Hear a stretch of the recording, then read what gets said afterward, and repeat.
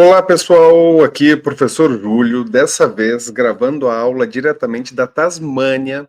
Estou aqui na Oceania, numa imersão, e hoje vou compartilhar as minhas primeiras impressões sobre essa imersão, focando em algumas variedades bordalesas que são cultivadas e que geram vinhos super interessantes tanto na Nova Zelândia quanto na Austrália.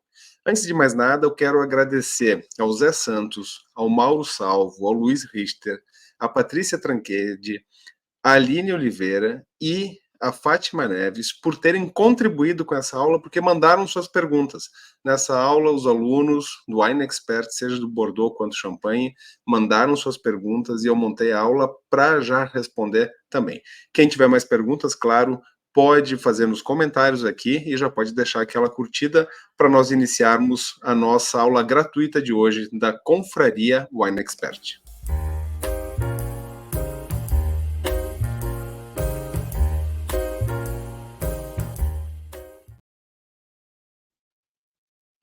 Bom, variedades bordalesas na Oceania não são exatamente novidade, ainda que nós tenhamos uma associação muito grande da Austrália com Shiraz, por exemplo, que é uma variedade do Rhône, mas nós temos, claro, toda a questão da Sauvignon Blanc na Nova Zelândia, que é uma variedade considerada bordalesa, ainda que não tenha origem propriamente em Bordeaux, né? E eu já vou abordar um pouco mais sobre isso, mas quero dizer que já fiquei muito surpreendido. De qualquer maneira, antes de mais nada, é importante nós relembrarmos, definirmos o que nós entendemos por variedades bordalesas. Nas tintas, fundamentalmente, nós temos o Merlot, que é uma variedade de maturação precoce, e por isso que nós vamos ver um cultivo bastante importante na Nova Zelândia, por exemplo, já que tem um clima mais fresco, então é uma variedade que amadurece mais rapidamente, né? E é uma variedade também que pode ser interessante em climas mais frescos também, porque ela tende a ter um alto potencial de álcool e uma acidez mais moderada, né? E no corte bordalês, a Merlot vai aportar sempre esses aromas de frutas vermelhas e no seu envelhecimento, né, no potencial de guarda que essa uva pode ter, nos traz notas de chocolate, couro, assim por diante. Já a Cabernet Sauvignon é uma variedade de maturação tardia, então tende a se dar bem, normalmente, quando temos um pouco mais de insolação. Né? É uma variedade bastante tânica, com aromas de frutas negras, né? Em contraposição às frutas vermelhas do Merlot, aroma um pouco mais discreto, mas que no envelhecimento ganha muito mais, né? É a verdadeira variedade assim que traz um grande potencial de guarda. Enquanto a Cabernet Franc é uma variedade que vai aportar normalmente esse aroma mais floral ao corte, né? Sempre um potencial aromático mais interessante, com um pouco de acidez também. Quando falamos de variedades brancas bordalesas, aí nós temos Sauvignon, né? Normalmente Sauvignon Blanc, mas nós encontramos Sauvignon Gris também. Né? Ela tem um potencial de álcool interessante e tende a manter uma boa acidez. Mas a principal característica, claro, vai ser o seu potencial aromático.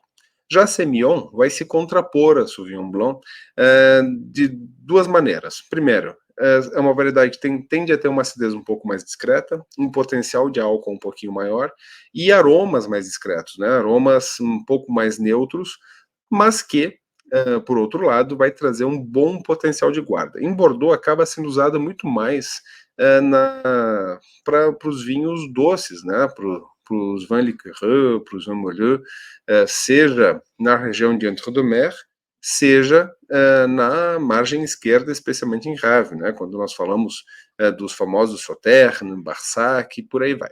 E a música dela vai ser usada normalmente em volumes um pouco menores. Nós vamos focar, claro, nessas principais variedades, né? Ainda que nós sabamos que temos uma série de outras variedades, tanto tintas quanto brancas, que compõem o corte bordalês e que podem ser consideradas variedades bordalesas. Vamos iniciar então falando sobre Nova Zelândia, né? Geograficamente, e entender um pouquinho da Nova Zelândia além da Sauvignon Blanc e além do Pinot Noir, que tende a ser a variedade mais emblemática quando falamos de vinhos tintos, e efetivamente a Nova Zelândia vai ter Pinot Noir muito interessante, né, com vinhos que podem variar desde um perfil mais leve, mais frutado, até um potencial de mais complexidade, inclusive de mais corpo, muitas vezes, né? A Nova Zelândia é um país que muitas vezes até acaba ficando de fora do mapa, né? Se vocês repararem bem, muitas vezes o mapa mundi vai mostrar todos os continentes, né? E a Nova Zelândia muitas vezes é esquecida, né? Acaba ficando de fora.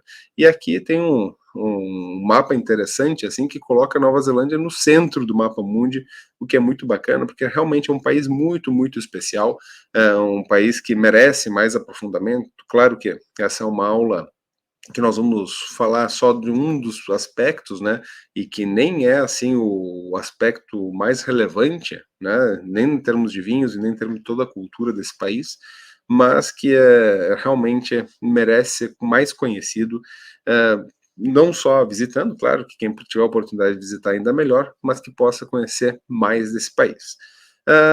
Nós temos dois dados importantes que nós precisamos saber. O primeiro deles, é que a Sauvignon Blanc, efetivamente, vai ser a variedade mais plantada, é a variedade mais emblemática e que se expressa efetivamente muito bem em diferentes regiões da Nova Zelândia. Como eu já comentei, não vou dar muito foco na Sauvignon Blanc nessa aula, é, apesar de ser uma variedade do corte bordalês, por duas razões importantes. Primeiro, porque o objetivo dessa aula é nós olharmos um pouco outros aspectos da Oceania e não aqueles mais falados normalmente. O segundo é de que essa produção se concentra numa região, que é a região de Marlborough, que fica na Ilha Sul, né? E é uma região relativamente nova, né? Uma região que até a década de 1970 era uma área pastoril, né? Ou seja, de criação fundamentalmente de ovelhas. Aliás, uma curiosidade, para quem não sabe, a Nova Zelândia tem cerca de 5 milhões de habitantes, um pouquinho mais que isso, e tem 25 milhões de ovelhas, né? Ou seja, são 5 ovelhas para cada habitante, e por isso nós comemos carne de cordeiro em todos os lugares, né? Uma carne bastante abundante e muito saborosa, né? A Nova Zelândia é um país muito importante no mundo do vinho, porque exporta bastante, né? Tem uma produção até que nem é assim tão grande quando nós comparamos com os grandes produtores da Europa, França, Espanha, Itália, Portugal, Alemanha, né? Mas que joga bem no jogo internacional, né? E por exportar a maior parte da sua produção, inclusive, né? E é uma exportadora de vinhos, né? E é uma exportadora de carne, tanto de ovelha quanto de gado, e de produtos lácteos, né? A Nova Zelândia tem uma representação muito importante no mundo quando se trata de produtos alimentícios de qualidade no mercado internacional. E essa produção, então, de Sauvignon Blanc vai se concentrar em Marlborough, que é a principal região também, né? Que vai ter ali quase 3/4 da produção, né, da área cultivada de toda a Nova Zelândia. Em segundo lugar, vem Hawke's Bay, que é a região mais tradicional. E é justamente ali que nós vamos encontrar uma diversidade interessante e que nós vamos dar um pouco mais de destaque nessa aula. Se nós olharmos para variedades bordalesas para além de Sauvignon Blanc, nós vamos perceber que Merlot vai chegar ali na quinta posição, né, em termos de área cultivada na Nova Zelândia, e Cabernet Sauvignon ainda um pouquinho mais para trás. Mas que tem vinhos realmente muito interessantes, especialmente em Hawke's Bay, justamente, e nós vamos falar sobre isso, e também sobre Auckland, que, apesar de ser uma região pequena, vai ter umas joinhas, umas preciosidades que merecem ser bem olhadas. E isso tudo a gente pode dizer porque a Nova Zelândia, ainda que não seja um país gigantesco, né, em termos de área, é um país que tem uma multiplicidade de terroirs muito grande. Né? Uma multiplicidade que vai se dever a diferenças tanto de pluviosidade, e essa diferença de pluviosidade vai ser muito marcada em função do relevo, especialmente na Ilha Sul, nós temos uma cadeia de montanhas aí que segura toda a umidade que vem do mar da Tasmânia, né, e faz com que a parte leste seja mais seca, E na Ilha Norte também nós vamos ter isso, né, com um pouco menos de intensidade, digamos assim, né, não é tão marcada, mas ainda assim a parte leste vai ser mais seca e justamente no leste é que se concentram então a produção de vinhos. E entre Ilha Norte e Ilha Sul há também diferenças importantes de temperatura. A Ilha Norte sendo mais quente e a Ilha Sul mais fria. E por isso é que na Ilha Norte nós vamos encontrar variedades tintas bordalesas se expressando bastante bem. E no norte da Ilha Sul, nós vamos perceber que tem uma média de temperaturas um pouquinho mais alta, e é justamente aí que uma variedade branca bordalesa, né, a Sauvignon Blanc, vai se dar bastante bem.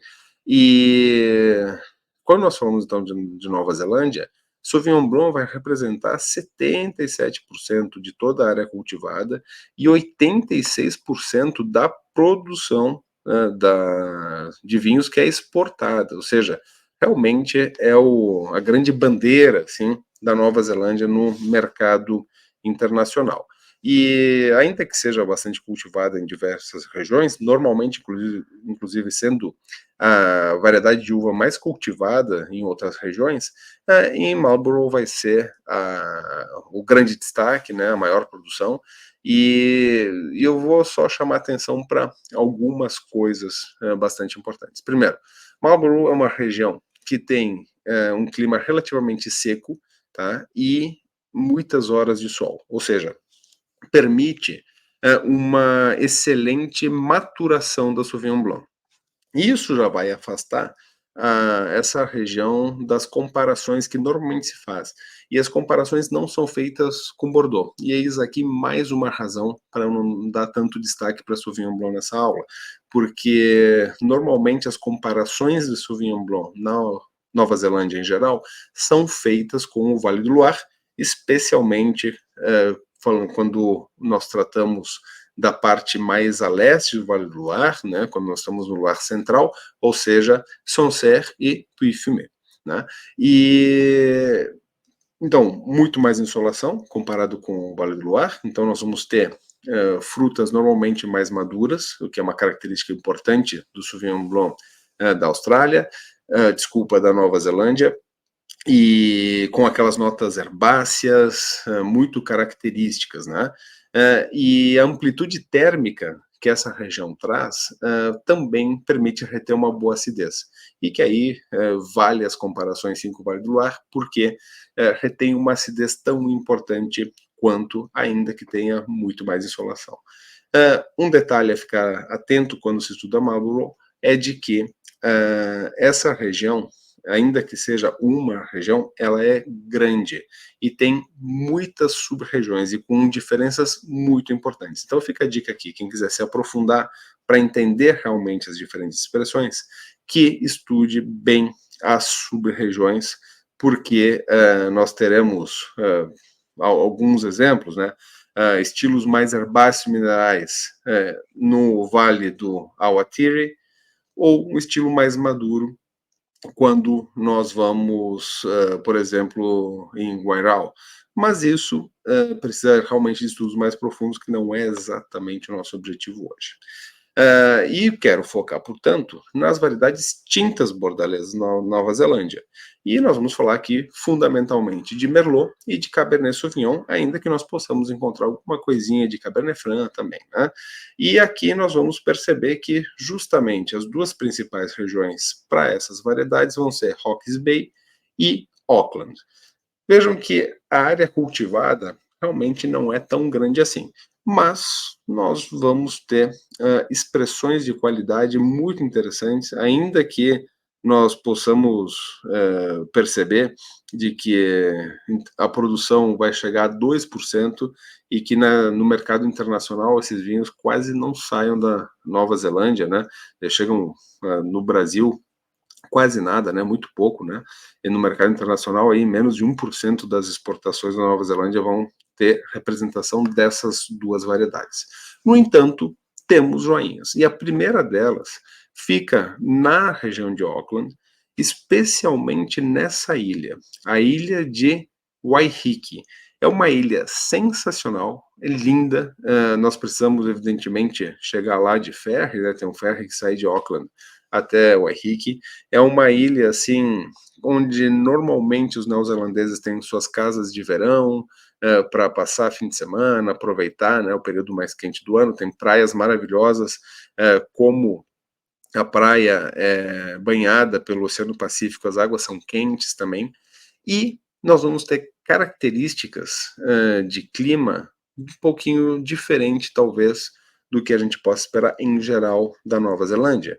É de um clima marítimo quente e seco. E com isso, nós vamos ter uma boa maturação de variedades tintas. Por isso que o mais tradicional, justamente, são cortes de Cabernet. Cabernet Sauvignon, Franc e Merlot. Tem uma estrela em ascensão, aí a Syrah, com uma expressão super interessante, com notas bastante especiadas e que, bom, quem tiver a oportunidade de provar, realmente vale a pena.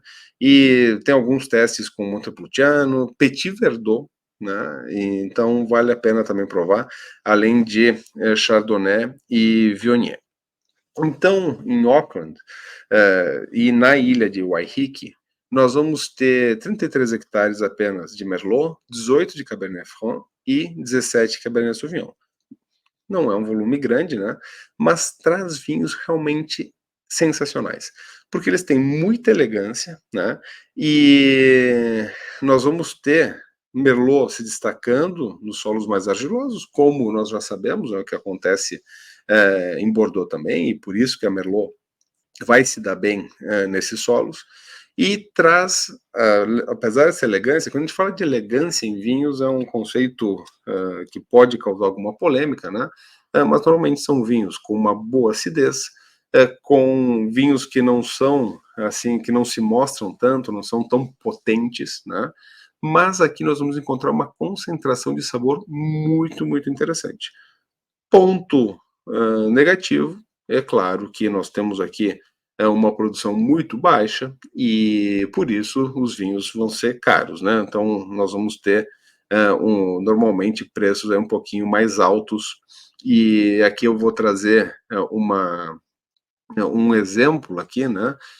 Inclusive que eu degustei e harmonizei com um belo cordeiro, como não podia ser de outra maneira, né, estando na Nova Zelândia, um corte bordalês da Mudbrick, que é um corte bordalês clássico, né? Merlot, Cabernet Sauvignon, Petit Verdot e Malbec, ou seja, entra inclusive Malbec aí no corte, e tem esse vinhedo sensacional, né? Vinhedo aqui na beira da praia, a gente vê o mar lá ao fundo, nós podemos ver no fundo do vinhedo a cidade de Auckland também, né?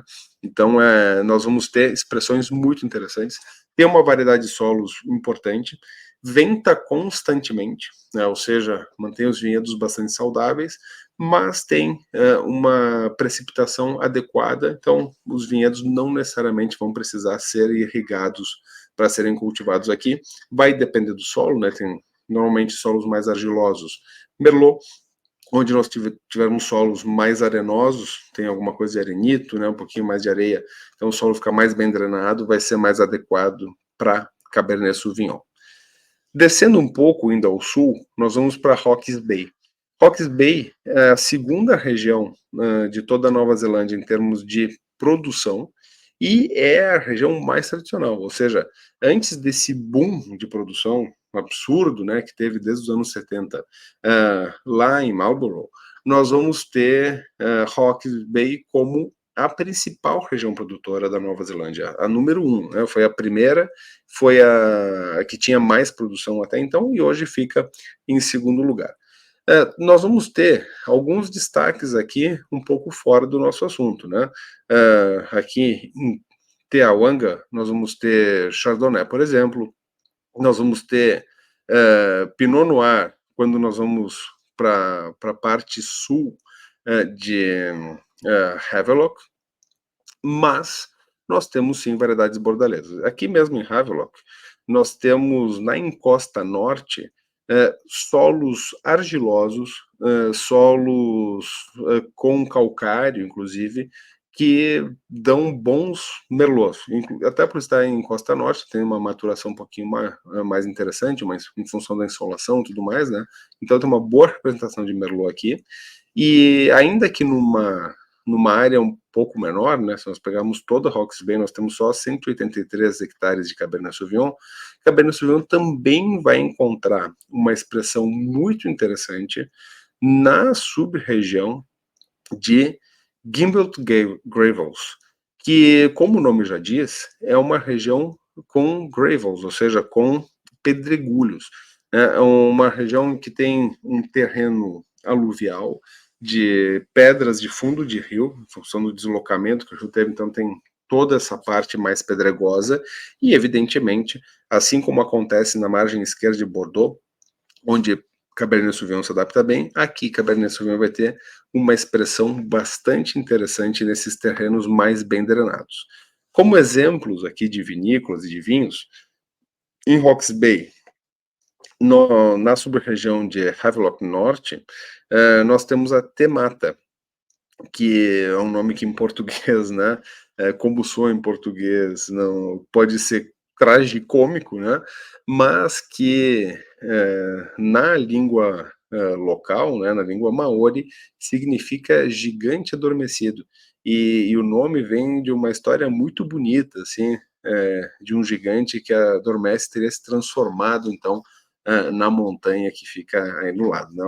Uma lenda muito bonita, né? Envolve uma história de amor e tudo mais. E a Temata é uma vinícola super bacana, com vinhos de alta gama, que já estão chegando no Brasil.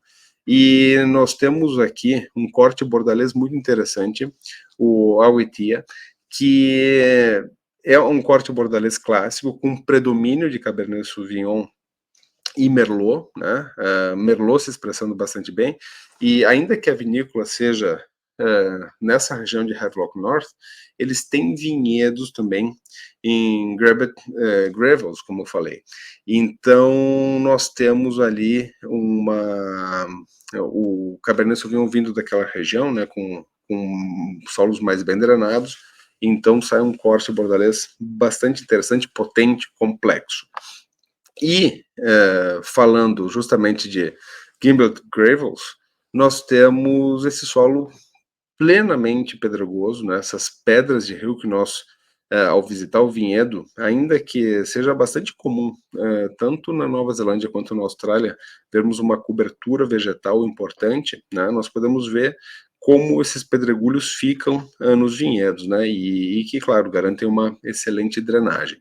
E até visitando a Vila Maria, a vinícola que eles têm nessa região, como eles estavam em obras, estavam mexendo no solo, deu para ver direitinho assim o quanto esse solo é pedregoso.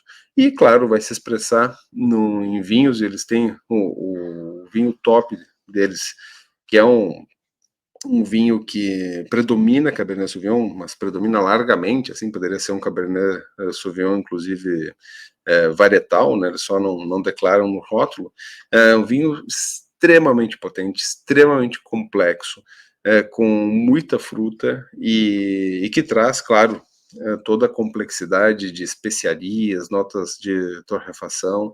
É um vinho que tem passagem por carvalho, então ganha a complexidade do carvalho também.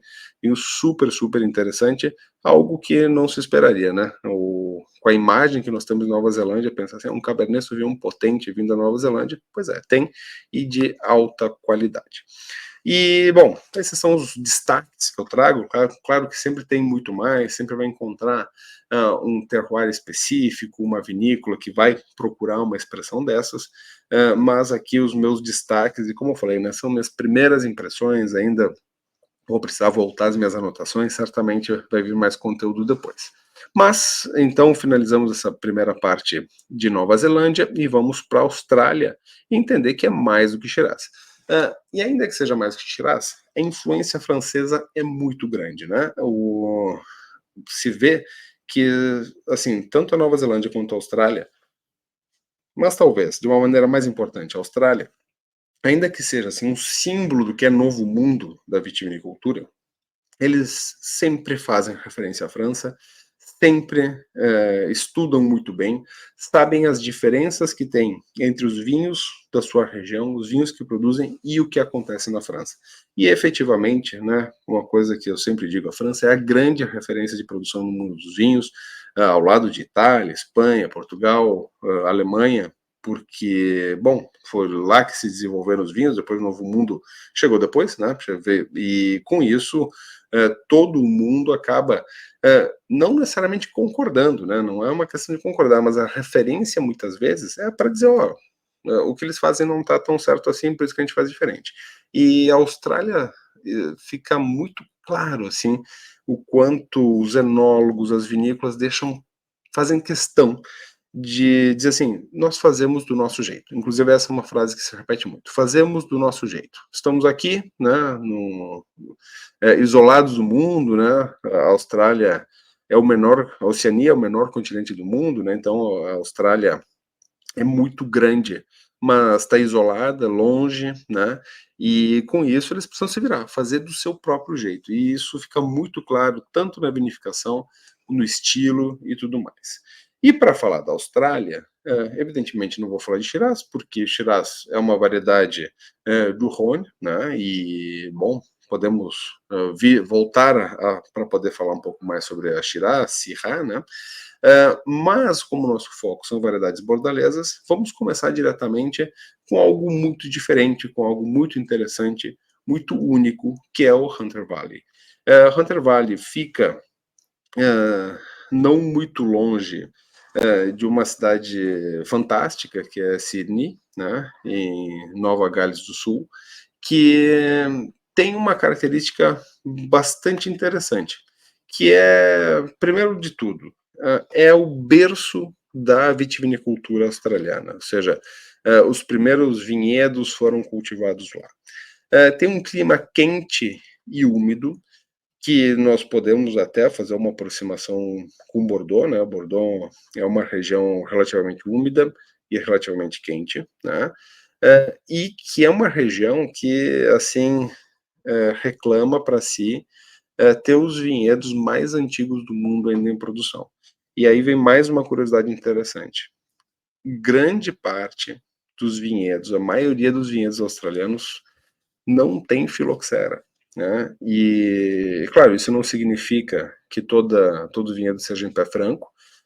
Boa parte do vinhedo vai ser, vai ter enxertia, né? Porque os porta-enxertos, claro que surgiram fundamentalmente para combater a filoxera, mas os porta-enxertos também ajudam a adaptar a diferentes tipos de solo, a melhorar a produtividade, a atrasar quando precisa a maturação, a antecipar quando precisa a maturação. Então tem diversas razões e por isso que a maior parte do vinhedo tem tem porta-enxerto, né? São vinhedos enxertados. Mas são vinhedos muito antigos. E muitos vinhedos pré-filoxéricos. É impressionante na Austrália como muitas vezes eles dizem assim, esse vinhedo aqui ainda é recém ali de 1920. Poxa, um vinhedo de 100 anos e ainda assim quase muitas regiões vai ser tratado, tá, vinhas velhas, mas não tão velhas assim, porque tem vinhas ainda mais velhas, né? Claro que não são a maioria, mas tem, e no Hunter Valley nós vamos encontrar. Né? Inclusive, muitos vinhedos australianos foram usados para recuperar material genético que a França, por exemplo, perdeu durante a crise filoxérica. Né? E aqui nós vamos ter um grande destaque, e o que tem de mais único, efetivamente, nessa região, é que Semillon é uma variedade importante, talvez seja a única região do mundo onde Semillon realmente ganha destaque, nem mesmo em Bordeaux, Semillon vai ter assim aquele grande destaque, porque onde Semillon é importante, que são nos vinhos doces, que são por podridão nobre, é mais importante a podridão nobre do que a expressão varietal da Semillon. Então, é realmente algo único, muito interessante. Normalmente, a Semillon vai ser cultivada nas partes mais baixas, em solos arenosos e aluviais, mais bem drenados. E, só por curiosidade, Shiraz aqui vai ter um estilo mais leve comparado com outros lugares da Austrália e vai ser cultivado nas áreas mais altas e em solos argilosos. Tá? Bueno, e o que a Semillon tem de tão interessante aqui? justamente a sua capacidade de envelhecer. E Semillon, como característica em geral, tem aromas relativamente neutros, uma acidez relativamente baixa. O que nós temos aqui? Uma acidez alta. Pô, Júlio, mas não é uma região quente e úmida. E eu vou dizer mais, além disso, é uma região que tem pouca diferença de temperatura entre dia e noite, ou seja, pouca amplitude térmica, o que significa que a retenção de acidez não é tão boa. Então, o que precisa ser feito para ter acidez na Semillon? Colher mais cedo, evidentemente. Né? Então, a Semillon vai ser colhida mais cedo para guardar acidez. E vão ser vinhos bastante neutros na sua juventude, que vão ter essas características de, ainda que o aroma neutro, a gente vai ter essas, normalmente aromas muito cítricos, de frutas verdes e notas herbáceas, tá? Esse é o mais característico de um Semillon na juventude, com um potencial muito baixo, né? Com aromas bastante baixos, uma acidez alta, tá? E um álcool relativamente baixo. E corpo de médio para menos. O que acontece com o tempo? Ganha muito aroma, mas muito aroma mesmo. Começa a ganhar aromas de frutas mais maduras, mas mais ainda de mel, aromas florais, flores secas, aromas de cera de abelha, e isso faz com que realmente a Semillon dessa região seja tão diferenciada.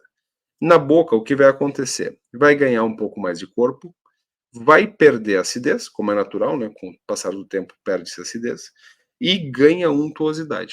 E essa é uma característica super interessante. E aí vem uma pergunta bem importante, que inclusive foi colocada pelo Mauro Salvo, é o seguinte, nós temos 95% dos vinhos na Nova Zelândia e na Austrália envasados em screw cap, em tampa-rosca. E aí vem aquela pergunta, poxa, mas screw cap é boa para envelhecer vinhos? As variedades bordalesas não são variedades que precisam de maturação, que precisam de tempo, e a rolha não ajuda? Não. Os vinhos envelhecem super bem com tampa-rosca. De um jeito um pouco diferente. A gente pode até aprofundar, talvez, em outro momento isso. Mas vai ser um envelhecimento num ambiente mais redutivo. A gente sabe que o oxigênio não faz bem para o vinho, normalmente faz mal. Então, o envelhecimento acontece bastante bem e eles se orgulham muito.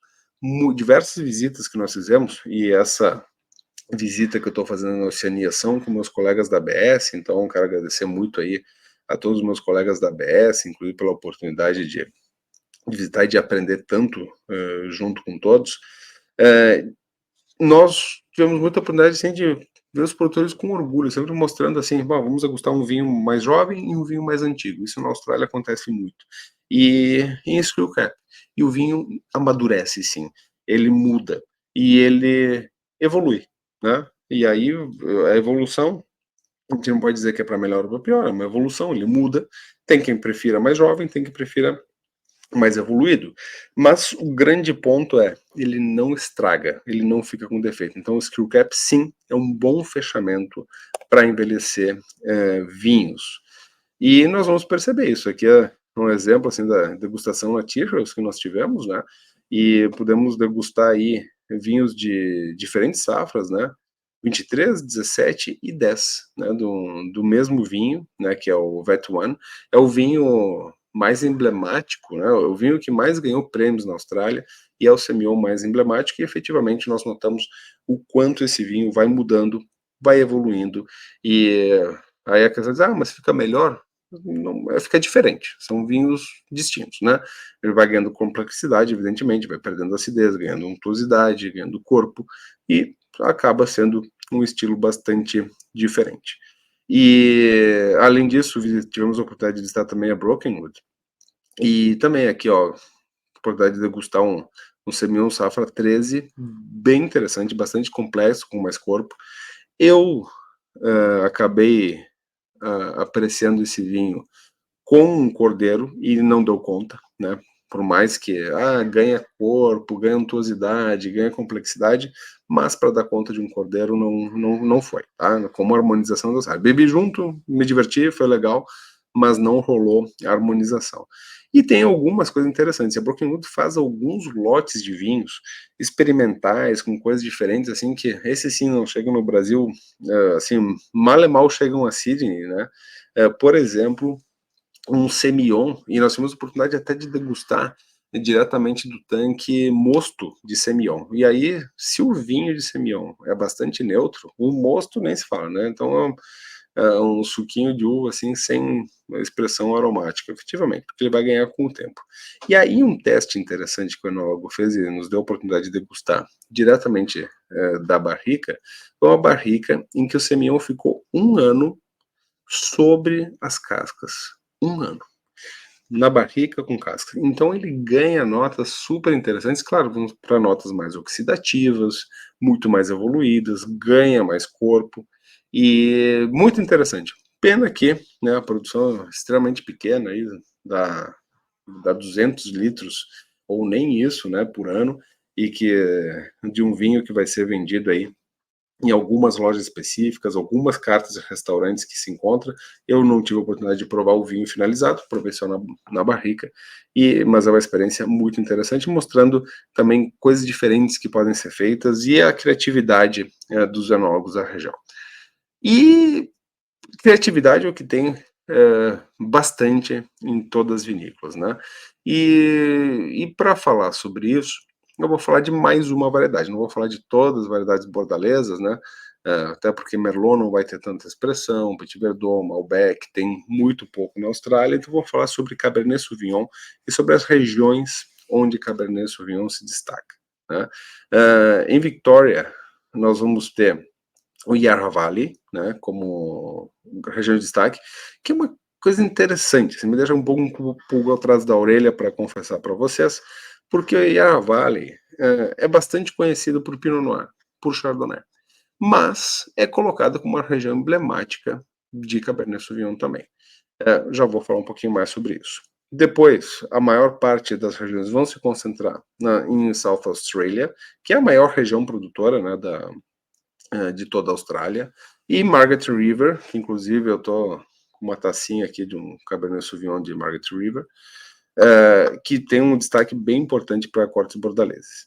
Até na Tasmânia tem um pouquinho, tá? Onde eu tô agora, estou gravando a aula da Tasmânia, tem um pouquinho aqui de castas bordalesas, mas não tem uma representação muito grande. Vai pegar aí na parte mais seca, vai ter alguma coisinha de Merlot, Cabernet Sauvignon, um pouquinho no norte, aqui um pouquinho mais quente, mas nada muito significativo.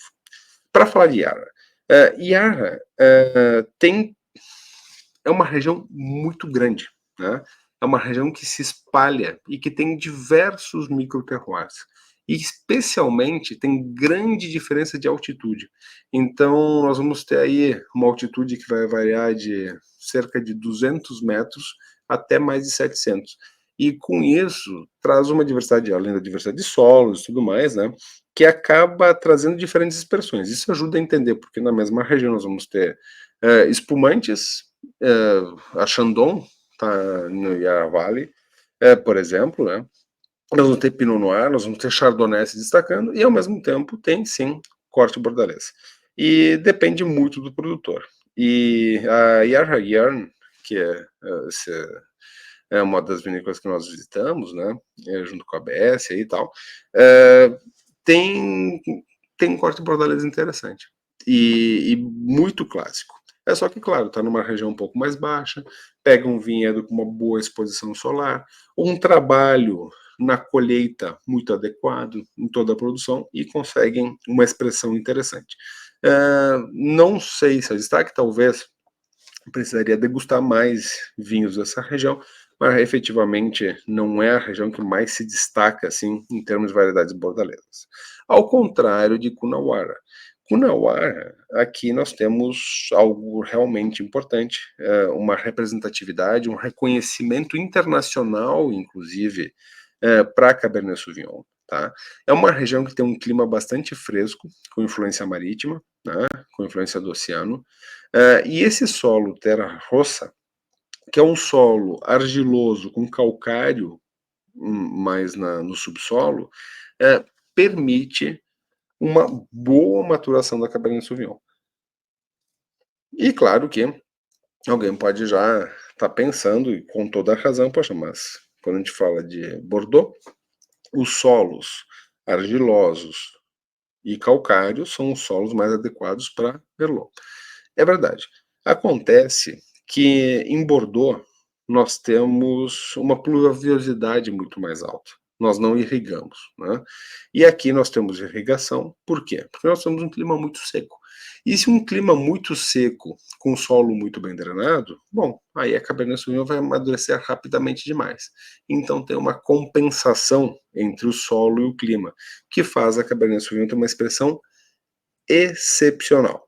Claro que em Coonawarra tem uma variedade de solos muito importantes, né, para solos argilosos pretos, cinzas, solos arenosos, tudo mais, e por isso nós vamos encontrar outras variedades. Teve até uma grande polêmica, né, na hora de definir a região de Coonawarra, alguns produtores queriam deixar só essa faixa de terra roça.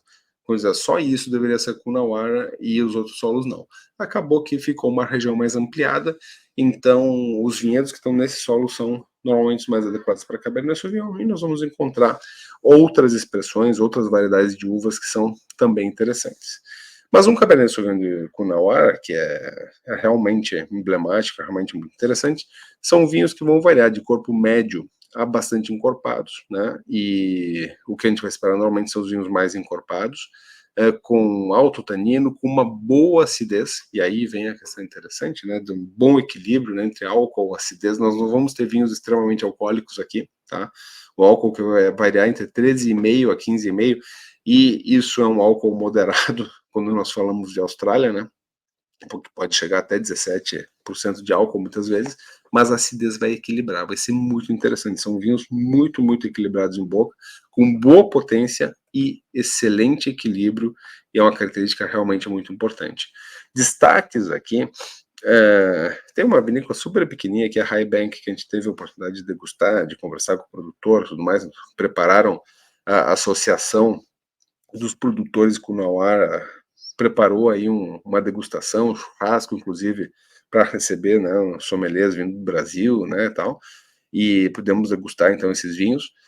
Mas o destaque aqui realmente é o Wynns, né, que foi a vinícola que nos recebeu, que nós tivemos a oportunidade de visitar o vinhedo e tudo mais, e nós podemos provar não só a potência, a qualidade do Cabernet Sauvignon deles, mas também degustamos o potencial de guarda.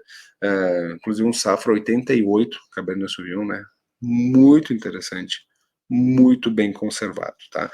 E aqui uma outra curiosidade, eu falei antes um pouco sobre o quanto screw cap é importante e quanto é boa para envelhecer vinhos, mas a história da screw cap na Austrália, que é muito repetida e é interessante, é do quanto a qualidade das rolhas que chegavam na Austrália até a década de 80, 90 era muito ruim mesmo. Então tinha muito problema com rolha, e isso incentivou a Austrália a mudar para a screw cap, né? Não tanto pelas qualidades da screw cap, mas pela falta de qualidade das rolhas que chegavam até aquela época, e acabaram adotando primeiramente para vinhos brancos e depois acabou se adotando para vinhos tintos também. Claro que em vinhos de mais alta gama, de produtos mais caros, e especialmente para mercados mais conservadores, muitas vinícolas acabam mantendo a rolha de cortiça, porque, bom, enfim, precisam vender seus vinhos, né? E seguindo adiante aqui para encaminhar as últimas regiões, né, aqui da Austrália, para falar sobre variedades bordelesas, e aqui especialmente Cabernet Sauvignon, nós temos algumas outras, né? No Clare Valley nós vamos encontrar alguma coisa, no Eden Valley, e no Eden Valley, assim, um Cabernet Sauvignon aqui que vale a pena efetivamente da Henschke. A Henschke é mais conhecida pelo seu Syrah, tem Riesling interessante, que é do Eden Valley, mas tem Cabernet Sauvignon muito interessante, foi um dos vinhos que eu mais gostei na degustação. Mas, como o Eden Valley acaba se destacando, como está em Barossa, né, junto com Barossa se destacando mais para Shiraz e tudo mais, eu vou falar do McLaren Vale, que é uma região muito interessante, muito diversa também, e especialmente nessa degustação na Wira Wira, nós tivemos chance de provar um excelente Cabernet Sauvignon.